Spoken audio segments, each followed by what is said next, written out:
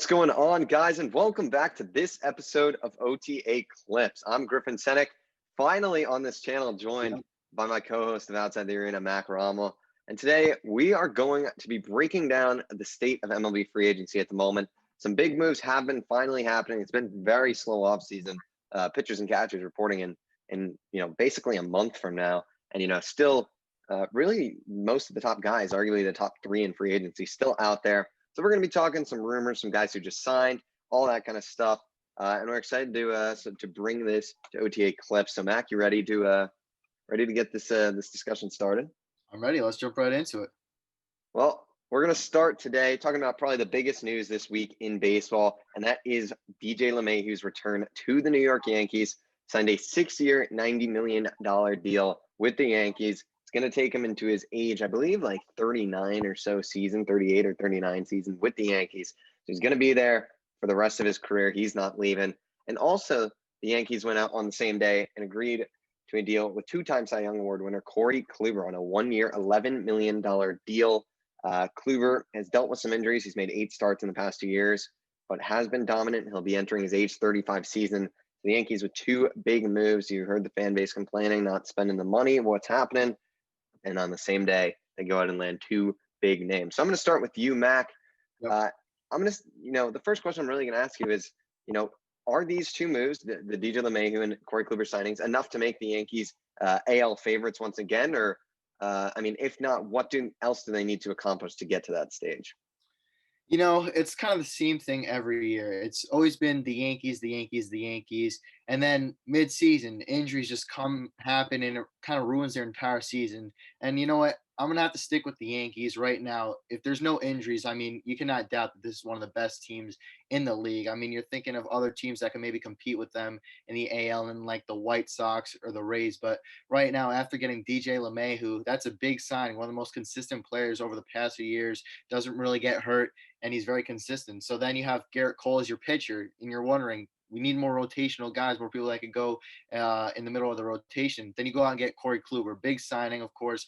Past 2 years, he really hasn't played much, but before that, he was very good, one of the better pitchers in the league, and that's what the Yankees are hoping they're going to be getting out of him, hopefully getting back to that 2017-ish form. But that's the problem. The past 2 years, he's been injured, and that's the main problem you've seen with the Yankees, a bunch of injuries. So if he pans out, it's going to be great, but it's more of a boom or bust thing for him right now. But for me, I can't really root against the Yankees right now. They're always a favorite, but if injuries come along, that's obviously going to change. It could be the Rays or the White Sox in the AL. Yeah, I would say they are the favorites right now in the American League, but the American League is also very thin right now. You look at the competition, and you look at teams like the Cleveland Indians now. They're not really competitive. They traded Francisco Lindor.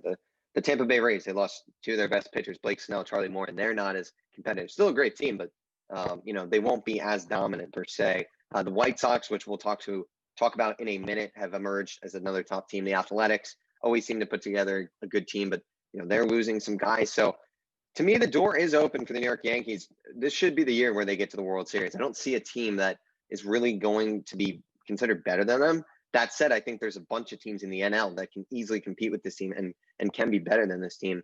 But just looking at the moves, LeMahieu, obviously they had to get it done. That's the priority of the offseason. They got it done. Corey Kluber's an interesting one.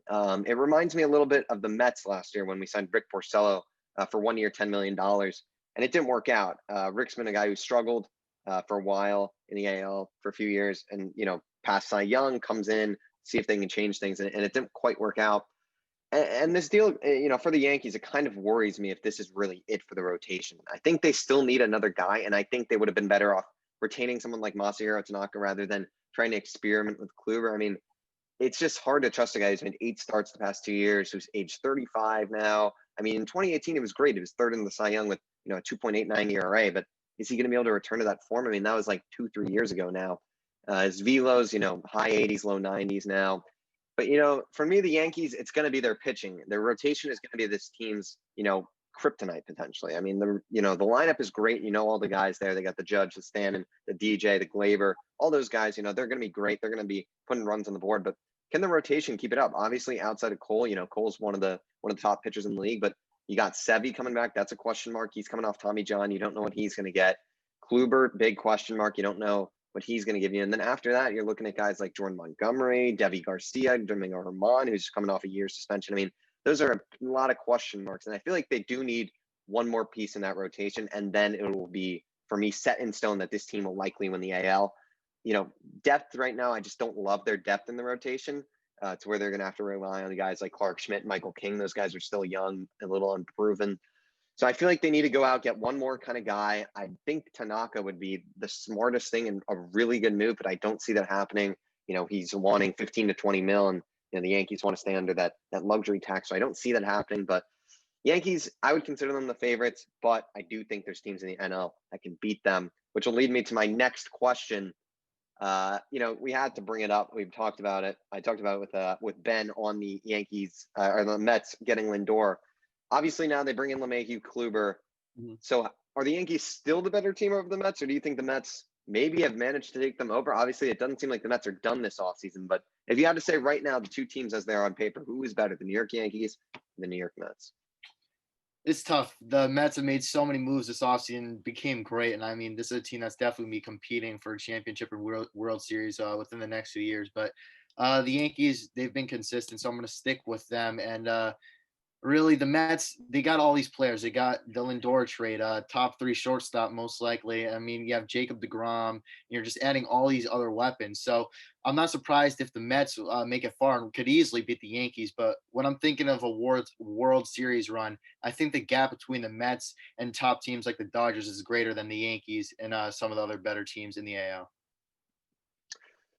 I'm going to go with the Mets here. Obviously, on paper right now, it's very close. I honestly would consider it very close, but I do believe the Mets are going to go out and land a George Springer or a Brad Hand. We'll talk about those guys later, but I truly believe they'll land one of those guys. Honestly, Springer, I do think will be a Met, but I mean, the Mets lineup is really underrated. That's what I've said for years, and people, kind of looked over it, but this team led the MLB in average last year. I mean, it's unreal. Some of these guys they got, they got Pete Alonso, Jeff McNeil, Michael Conforto's a superstar. Dom Smith's a stud. Brandon Nimmo hopefully will be in there and in the lineup at some point. He's great. They bring in Lindor, top player in the game, top 10 player in the game. James McCann, great addition at catching. That's going to improve the production there. The rotation, they get Stroman back. They get Carrasco. They get Syndergaard when healthy. Him and Sevy kind of cancel each other out to me when I'm comparing these teams because you don't really know. These two could both be top pitchers. They could also be, not able to recover. So if I'm looking on paper right now, just due to that Yankees question mark in terms of the rotation, I'm going to give it to the Mets just because I think the Mets rotation is stronger. It's a little deeper than the Yankees. And, the lineups, I honestly don't think the Yankees have really an advantage. I think the Mets, if anything, could be, honestly in an advantage. Maybe right now the Yankees, but I think the lineups is really close. The bullpen, probably the Yankees, but I don't know. Right now, it's very close, but I'm going to edge it to the Mets here. That's what I would say on this one. It's a great thing. I'm not going to – the Yankees are always good. So, but, it's a good thing for me to see, the New York Mets are finally getting that recognition. They're finally being able to be compared to, their big brother, the Yankees. So, happy about that, obviously, but it's a new time in Queens with Steve Keller, let's just say. Yep, for sure. Mets are going to be keeping up with the Yankees for the next few years. I mean, I wouldn't be surprised if the Mets even as soon as this year or next year. Yeah, we'll talk about, some of those big names later, but who knows? The Mets are not done this offseason. Sure. But probably the top reliever in the baseball, right? In the major leagues right now, Liam Hendricks just signed a 4-year, $54 million deal with the Chicago White Sox, who have really built up a solid team right now. Obviously they're in the playoffs last year. They go out, they bring in Liam Hendricks. They get a guy like Adam Eden they bring in. They brought in someone else too. I'm blanking on. I know they brought in one other dude. Let me see if I can actually look it up. White Sox free agents signings. I'm trying to think who it was. Who was it? Interesting. Let's see. I don't know. Maybe that is it. I guess that was it. I guess I'm tripping. I don't know. But, obviously a very good team. It seems like they're going to be one of the top teams in the AL. So, uh, my question to you is, would you say the White Sox are clear favorites now in the AL Central over teams like the Twins who have been good, and the Indians obviously kind of in a rebuild now, as well as do you think this team could potentially rival like the team like we're talking about, like the New York Yankees and the Tampa Bay Rays? Are they up at that level yet? I think it's close. I mean, the Twins right now, they're still needing some help at the starting pitcher position. I mean, they're losing players like Rich Hill and things like that. And most of the problems are at the pitching position with this free agency. I'm messing up my words there, but they lost Yeah. Trevor May and players like that. And really, for the White Sox, they're just adding another star to a championship team. And what's so special about this team is he's one of the best closers in baseball. He's definitely be pitching in the ninth inning. But this team, what's special, is going to allow some of these other guys, these other pitchers, to play and flourish in the roles that they had a year ago. The versatile. This is really just more of a schematic thing. Although they needed some other positions, to say the least, out right field, designated hitter, or even in their starting rotation. But this is just adding another star to a championship team, and it's going to allow some of the other guys to flourish in their own positions. Yeah, I would say this team is a top 2 or 3 team. I honestly might say they're better than the Tampa Bay Rays right now, even though that team is very well coached. I mean, you look on paper, this team, they add Hendricks to a great bullpen. Obviously, they're going to lose Colome, who's been great for them as their closer, but they've still got Aaron Bummer there. He's had 2.1 ERA in 58 games in 2019, pitched to sub 1 ERA this year. You got other guys like Jace Fry, Jimmy Cordero, and Evan Marshall there. Those guys are all pretty solid. So the bullpen's going to be good. Their rotation's great. They got Lucas Giolito, Dallas Keuchel, Michael Kopech's coming back this year. They got a bunch of other guys there. So really good there. And then the lineup is really the best part of this team. You got, now the reigning MVP in Jose Abreu, Eloy Jimenez, Luis Robert, fantastic young player, Tim Anderson, Yasmani Grandal, Yohan Moncada, to name a few more. This team's a really good team. I think they're going to compete. I wouldn't say they're on the Yankees level yet, just because the Yankees have been more consistent, and the Yankees lineup is most likely better. And, we'll see what happens there. But the White Sox are a very solid team. I definitely think they're favorites in the AL Central right now. The Twins, to me, they didn't really have a great year this year at all. I'm pretty sure they missed the playoffs, actually. Maybe they didn't. I don't know. I'm just guessing. And yeah, I mean, they're losing guys like Jacob Rizzi's a free agent. Like you said, Rich Hill, Trevor May, they lost in the bullpen. Nelson Cruz might not return. I mean, we don't know what the Twins are really going to look like right now. And it doesn't seem like they're really trying to go out and get better right now, honestly. So the White Sox have been the more aggressive team. I expect this team to win the division. And, really, honestly, this team's probably a top 2-3 team in the AL right now. Yeah, it's kind of what I got on that. I agree with you in that, they're up there, but I wouldn't say they're on the Yankees level quite yet. Yep, totally agree on that one. Going back, or I guess we're not going back, but going back to the east side of the country, I guess you could say, we're gonna be talking Kyle Schwarber going to the Washington Nationals on a 1-year, $10 million deal. Schwarber coming off a very bad season where he hit 188, hit 11 homers, but the power's there. We've seen him be great at times, near all-star level type player. I think he's been an all-star at times in his career. I might be wrong. I don't know. I'm just spin that one out. But my question for you, Mac, is, with this move, they also acquired Josh Bell in the offseason, so that's going to help. But can this team compete with the Braves and Mets at the top of that division in the NL East, or do you think they're still far away? They're still too far away. If I'm being honest, I think they're still too far away right now. I mean, Schwarber last year, of course, as you said, he had a down year, and in 2019, he put up some solid stats, 38 home runs, but he did have the 12th most strikeouts since 2017 with 512, which is obviously a big problem. And this team, really, it's kind of taking a risk right now. You're hoping he could return to that 2017 to 2019 form after that down year. But most importantly, why I think they're a little bit too far away from the Mets and the Braves is there's so many new faces that are going to be coming into the organization this year. They're still going to need help in their starting rotation to upgrade their 4th and 5th spots. They declined the club option for Sanchez, and last year Austin Voth really struggling. So you're going to need some improvements there. And then at catcher, you're going to be missing one of your stars there in Kurt Suzuki. So you're going to really need some of these guys to step up. A lot of inexperience. You're going to need to fill some holes. So right now, I don't think you're going to be able to catch up to the Mets or Braves in the NL East. Yeah, I still think they're too far away. Too many holes for this team. The lineup, they've built it so that it features a lot of left-handed power. They obviously have Juan Soto, who's superstar, one of the best players in baseball. You add Schwarber, you add Josh Bell, who can also hit from the right side, which is huge. But Bell has been struggling. He hit 226 this past year. Ever since that All-Star break in 2019, he's really not been that guy who we saw in the first half of 2019. And if he can get back to that form, that would be huge. But right now, you know, the lineup really, you got Trey Turner, Juan Soto. Everyone else is kind of a question mark.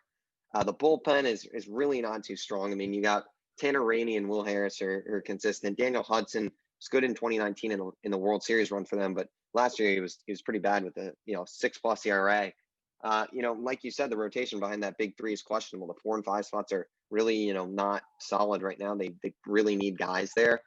Catching is not good. Maybe they go out and get a guy like a JT Realmuto. I don't see that happening, but I mean, the rotation for me, it's supposed to be a strong point, but I mean, Scherzer's getting up there in age. He's starting to not look like the same guy he once was. Strasburg's coming off hand surgery, so we really don't know. I wouldn't say this team is on there with the Mets or Braves quite yet. I just think they are just too many moves away. I think they've got too many holes in that lineup. The bullpen is really not that great, and the back end of the rotation is not solid. So too many holes for this team to compete with the Mets or Braves quite yet. But obviously, they just got that World Series, so there's less of a feeling of needing to win, I would say. But still, probably a 500 team in DC this year. That's probably my early estimate for them. Well, that does it really for all the main guys who have signed deals itself. So now we'll jump to some rumors with some of the big guys. We are going to start with JT Realmuto. Recently was offered a 5-year, $100+ million offer, is the rumor from the Philadelphia Phillies to remain in Philadelphia. And outside of that, it really, the options are slim. You've heard Toronto's interested. Toronto's really been in on every big free agent, but the issue of where they're going to play, are they going to split between Buffalo, Toronto? It's really, something players don't really want to sign up for, it seems like. Angels were interested, but they just signed Kurt Suzuki, so you think they might be focusing more on Bauer. So, my question to you, Mac, would be, outside of the Phillies, do you really see any other team coming in and grabbing Realmuto, or do you think the reunion with the Phillies at this point is just too likely to happen? Right now, I think it's a little bit too likely to happen. You got your big deal. It's of course not exactly what he wanted. His believed asking price earlier on was over $200 million to retain him, but the chances of him staying with the Phillies recently have greatly increased. As you said, some of these teams going out and signing players, and I mean, one of the other teams is your Mets. They went out, they signed a James McCann, and that was a team that was highly interested in him. And then on the other hand, for the Yankees, that could have been an option, but they spent a lot of their money on LeMahieu. And so that's not looking likely either. So everything the Phillies have really hoped to happen, and it has happened to say the least. And that asking Yeah. price is going to drop. It's going to be cheaper, and I think the Phillies are going to have a much better chance of retaining him. Yeah, I think, I would probably bet a lot that he stays with the Philadelphia Phillies. There's just no clear path unless the Blue Jays offer some crazy offer. I mean, I definitely think he would leave Philadelphia. I don't think he's set in stone on staying. But he's not going to get that 200 million, like you said. He's not going to get anywhere near that. He's going to probably get less than 120, I would say. That's just the market right now. Yeah, the Mets were obviously, people at the beginning of the offseason pretty much were like, oh, the Mets are going to get him. It's such a big need, but they went a different route. They went the smart route, and look at how that's working. They signed McCann. Now they got Lindor. They're talking about Springer, which we'll get to right after this. But yeah, I just don't see him leaving Philadelphia. There's not too many teams that are in on him that are going to, be able to really compete. But in terms of the Phillies, I mean, they're still in a rough spot. I mean, their team is not quite ready to compete still. And they keep signing these big guys. So it's a weird spot for the Phillies in terms of where they are as a team. But yeah, I agree with you in that JT Realmuto will likely remain a Philadelphia Philly. Next on our list of big names is Brad Hand. The other day, actually, I remember I was in chemistry class, and I went to check Twitter on my laptop, and Ken Rosenthal said the Mets are closing on a deal with Brad Hand, and I was like, oh my God, amazing. And then that turned out to be completely false. Apparently, Ken, who would have thought Ken Rosenthal would make a mistake? That's a shame to see, but it shows, at least they're talking. But with Brad Hand, also you heard yesterday reports come out that he's been close with the Astros, Blue Jays as well. They seem to be in on everyone, and of course the New York Mets. So, I mean, I guess with these guys, we're kind of just going prediction wise. So, do you have any prediction for where he'll end up, or potentially a team that you think, not in those teams I just named, but a team that you think you should jump in and sign this guy? What do you think? Yeah, the Astros, Blue Jays, Mets are definitely all at the top of my list. And as you said, the rumor came out that he signed that 2-year deal. It didn't happen.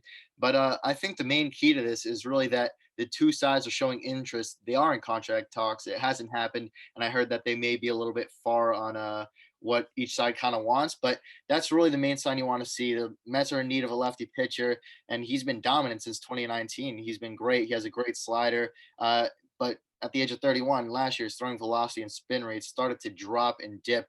But the Mets right now, they've been needing of a lefty pitcher, and I think that would be a good fit for him, just adding to an already stacked team right now after a loaded offseason. Yeah, I think if the money makes sense, it makes sense for the Mets to bring him in. Um, I still would probably prioritize a George Springer over him. Although, we can get into, the specifics with who the Mets got to extend and stuff like that. But I do think the Mets need to sign Brad Hand. I think regardless of what happens, obviously Springer might be a more valuable player, but I think Hand is someone this team needs right now. They, like you said, they really have no lefty relievers. Justin Wilson's a free agent. He's been their main lefty guy there. They let go Chase and Shreve.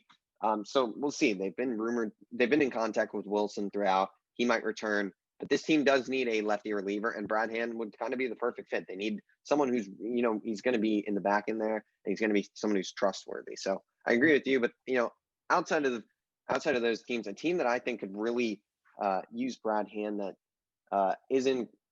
is competing right now. I would say, I think it could be really interesting if I think the Blue Jays are a team that really could use Brad Hand. I wanted to pick someone outside of that list, but just thinking, it makes a lot of sense for them. They need bullpen help. You'd honestly be the closer there most likely. Outside of those three teams, maybe like a Miami Marlins come in and swoop them in. That could be a good team. This team has shown that they've, they made the playoffs this year, but in a 162 game season, will that happen? I don't know, but they at least go out and make a move. Brad Hand could be a nice move for them. So we'll see what happens, but I'd love for him to come to the Mets, obviously, but I don't know. I feel like his signing will not be necessarily the next week or two. We'll see what happens with that, but yeah, that's kind of what I'm thinking on that. But now is the one that I am most interested in, the one that I got a lot to say on personally and is interesting, which is George Springer, star center fielder. Really, it seems like it's between the Blue Jays and Mets at this point. Between the two, he's apparently seeking a deal over $175 million. That's not going to happen. That's way too much. I sure can tell you the Mets will not be paying that. Maybe the Blue Jays will, but we would see. But Mac, what are you thinking? George Springer, predict where this man will end up playing center field. Let's go for the Mets. I know you're probably going to say the same thing or something similar, but you saw the Blue Jays offered him a 5-year contract, which was worth more than $100 million. I'm not sure if he'll want to accept that. As you said, he wants to stay home, close to his home in Connecticut. And I think the best choice and the closest choice would obviously be the Mets. 3-time All-Star, 2-time Silver Slugger winner. And in 2019, he had a career year. He hit 292 with 39 home runs, but then slightly dropped in 2020. This is one of the better players in the league. And really what I think most teams are interested in is how he performs so greatly in the postseason. In the 2017 World Series, he won MVP, and in that playoff run, he hit 379, 5 home runs, and had 7 RBIs. This would be a great signing for the Mets, and I think it would elevate this team, especially once they get to the playoffs. Yeah, right now, I do think he will end up a New York Met. I can see the Blue Jays signing him if they offer the only way I really see the Blue Jays signing him is if they offer him money he can't pass up, something that's, really a lot, much more than what the New York Mets are going to offer. But if it's within a certain amount, I just think he will end up at the Mets. Like I said on earlier with, I think, Realmuto, the Blue Jays have just had issues getting these guys to come sign with the issue of where they're going to be playing for the near future. Are they going to be in Buffalo? Are they going to be in Toronto? these superstars don't want that. They want somewhere to settle down, buy a house where they're going to be for the next 5, 6 years. That's the point. And I think George Springer, like you said, wants to be close to Connecticut. It just really seems like it's just all the signs are pointing to the New York Mets. They've obviously been into him from the beginning. I just think the pairing makes a lot of sense. I think it'll happen. I think George Springer will be a New York Met. I'd be surprised otherwise, but if he is a Boston, not a Boston, I guess, Boston is another team that could sign him. I think they're more focused on pitching, but that is another team that could be a sleeper team, honestly. Have that on my notes there. But the Blue Jays, for me, the only way they get him is if they offer some ridiculous amount of money it's substantially more than the Mets. Otherwise, I think the Mets it's just what he's looking for, it seems like. So, yeah, George Springer, the lineup for the Mets, if they get him, I think if they sign him and somehow, if they signed him and Brad Hand, that would be one hell of an offseason. Something else. I mean, talking about, imagine you bring in George Springer, Brad Hand, Lindor, Carrasco, retain Stroman, James McCann, Trevor May. I mean, wow, that would be wild. Yeah. But we'll see what happens. John Paul Morosi actually tweeted out today that he expects it potentially to wrap up within the next week. So stay tuned. If he does end up with the Mets, you'll be seeing a live reaction to that one. We will make sure to post a video. If he goes to the Blue Jays, I can't promise. We'll be spreading the news, but that will be George. And then now moving on to maybe the most interesting personality in baseball, Trevor Bauer. He is, he's doing great. He's got all his watch momentum stuff. You see his free agency. It's really interesting to see him, play with all the fans and stuff like that. No longer, I don't believe, will end up a New York Met. At one point, they seem to be linked. Right now, we've heard the Blue Jays and the Angels are interested. The Giants also appear to be interested. You've heard reports that he wants the highest annual average for a player of all time. That's not going to happen in this market. It's just not. He's got to go somewhere at this point. I honestly don't know where. I feel like we've stuck Angels the whole time here. I think you might have actually said Dodgers in the predictions we did. I think you might have said Dodgers, right? Yep. Or am I wrong? I think I did. Yeah. So, are you going to stick with the Dodgers here? Are you going to go Angels? What are you thinking? Where do you think Trevor Bauer ends up? I don't think he ends up with the Dodgers. I mean, I think they're high up there, and especially because the Dodgers, they've been known for their more short-term contracts, and this would help his chance of getting a higher average, the higher AAV or whatever. Yeah. So that would obviously help, and I bet he's considering that in his decision. But I honestly think right now the Blue Jays are probably the strongest contender. You saw. Well, the man, he's a vlogger. So you go and you see some things, and he says the location and traveling, that's not a big factor in deciding where he wants to play. But more than anything, he did say he wants to be with a team whoever signs him, he wants the team to be more of a partnership than anything. And he believes that this coaching staff, he wants a coaching staff that will have a lot of communication with him about his training methods and data analysis. So he wants a big say and big connection with his coaches. And I think the Blue Jays are the best team for this. Then you go to the Angels, and that's kind of where a problem is. You go back to his days with the Indians, and it was Bauer and Mickey Callaway. They did have their differences. So that's obviously, I bet, something he's considering, especially also going back to how he wants to be with a coaching staff that'll hear him out, have a lot of communication and partnership. So I think that'll be the reason why he may not sign with the Angels. So right now for me, I think it will be the Blue Jays. And then if he does want more of the money thing, he could be looking at the Dodgers. That's I actually read that same article that you must have read about the Callaway thing, because I read about that. That's a great point you bring up about the Blue Jays. He has said location doesn't matter. I think the Blue Jays, if they do end up with the big guy, it could be Bauer. I think that's the most likely big free agent that they would pull in at this point. The Angels thing is interesting. I mean, he is from, Southern California, so the location makes sense in terms of that. They need a starter badly. You've heard them, interested in him. It's hard to say what will happen there. Obviously, Mickey Callaway. I mean, that guy, he was manager of the Mets for a bit. That guy is. I won't get started on him, but I honestly could see him going to the Giants here. Honestly, I mean, the Giants, for me, I feel like Trevor Bauer wants to compete and wants to win. So that's the one thing. I feel like the Giants are still a little far away. but I could see him going there. But I'm going to agree with you. I think the Blue Jays right now might be the favorites for Trevor Bauer. I think it's a really interesting free agency, though, for him. You never know what's going to happen with this. Could he sign a 1-year deal for like $50 million? He could. I mean, we have no idea what this guy could do.